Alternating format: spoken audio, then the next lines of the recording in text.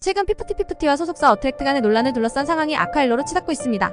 전속계약 효력정지 가처분 신청이 기각되었음에도 불구하고 피프티피프티 일기 멤버들은 어차피 더 이상 잃을 게 없다는 태도와 자세로 항고를 결정했고, 막대한 소송비를 누가 내주는지는 알 수 없지만 끝장을 보겠다는 모습으로 일관하고 있습니다.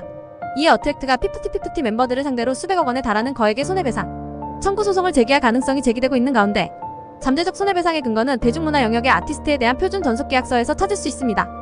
본 계약서 제15조 1항에 따르면 소속사 또는 아티스트가 계약 조건을 위반한 경우 피해를 입은 당사자는 14일의 유예기간 내에 시정 조치를 요구할 권리가 있습니다. 이 기간 내 위반 사항을 해결하지 않으면 피해를 입은 당사자는 계약을 해지하고 손해배상을 청구할 수 있습니다.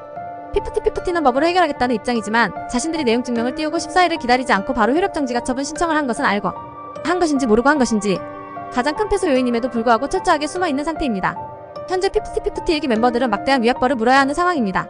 같은 조항의 2항에서는 추가 손해배상에 대한 내용이 있는데, 아티스트가 소속사가 의무를 이행하는 중에 일방적으로 계약을 해지할 의도로 계약을 위반한 경우 아티스트는 별도의 손해배상 책임을 부담하게 됩니다. 여기에는 지난 2년간의 월 평균 매출액의 해지 시점의 계약기간, 잔여 개월수를 곱하여 산출한 위약금이 포함됩니다. 피프티피프티의 앨범 수익에 대한 명확한 재무 정보가 없기 때문에 위약금을 산정하는 데 어려움이 있지만, 업계 전문가들은 빌보드 차트 1위를 차지한 히트곡 큐피드를 통해 지난해 11월 데뷔 이후 수십억 원대의 매출을 올린 것으로 추측하고 있습니다. 일각에서는 이 매출이 훨씬 더 클 것이라는 전망도 나오고 있습니다. 피프티피프티가 데뷔 이후 약 45억 원의 매출을 올린 것을 감안하고 아이돌의 통상적인 첫 계약 기간을 7년으로 가정하면 어트랙트가 청구할 수 있는 잠재적 손해배상액은 무려 236억 원에 달할 수 있습니다. 피프티피프티의 매출액을 100억 원으로 추정할 경우 잠재적 손해배상액은 511억 원으로 늘어날 수 있습니다. 그러나 이것이 유일한 손해배상 방법은 아닙니다.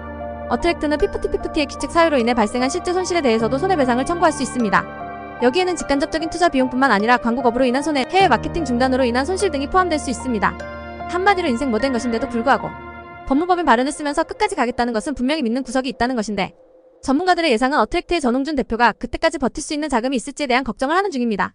네티즌들은 국립펀드라도 모집해서 전홍준 대표를 도와야 한다는 의견까지 나오고 있는 중이며, 빨리 이 멤버들을 모집해야지 왜 아무것도 안 하고 있는지 오히려 의문을 표하기도 하는 의견이 있었습니다. 어트랙트는 피프티피프티를 선보이기 위해 전홍준 대표의 개인적 희생을 포함해 약 80억 원을 투자한 것으로 알려져 있습니다. 수입차, 시계 등 개인 자산을 매각하고 전 대표의 노모로부터 받은 적금을 활용해 피프티피프티의 숙소, 교육 등의 비용을 충당하는 등 희생을 감수했습니다.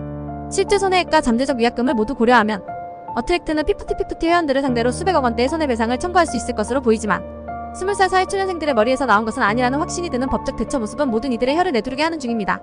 그나마 다행인 것은 피프티피프티가 어트랙트를 상대로 제기한 가처분 신청이 기각되면서 법적 분쟁에서 피프티피프티가 패소할 것으로 보인다는 것입니다. 물론 2년, 3년 언제 끝날지 모르는 소송으로 받아내야 하는 돈이겠지만 반드시 받아내서 인생 실전임을 제대로 가르쳐주었으면 좋겠고, 정의와 진실은 반드시 승리한다는 것을 기억하게 해주었으면 좋겠습니다. 저명한 법률 전문가들도 이 문제에 무게를 실었습니다. 피프티피프티의 매출을 30억 원으로 추산하면 손해배상액은 약 300억 원에 달할 것이라는 견해를 밝히기도 하였는데, 법원은 일반적으로 아티스트의 손을 들어주는 편이지만 피프티피프티의 경우는 다를 것 같다고 덧붙였습니다. 또한 대법원 판례에 따라 전체 손해배상액은 줄어들 수 있지만 위약금은 줄어들 가능성이 적다는 점도 강조하면서 이번 사건이 엔터테인먼트 업계의 획기적인 선례가 될 수 있다는 점을 강조하였습니다. 위약금이 아니라 위약벌 제대로 받고 피프티피프티이기로 전홍준 대표님 다시 재기할 수 있기를 응원합니다.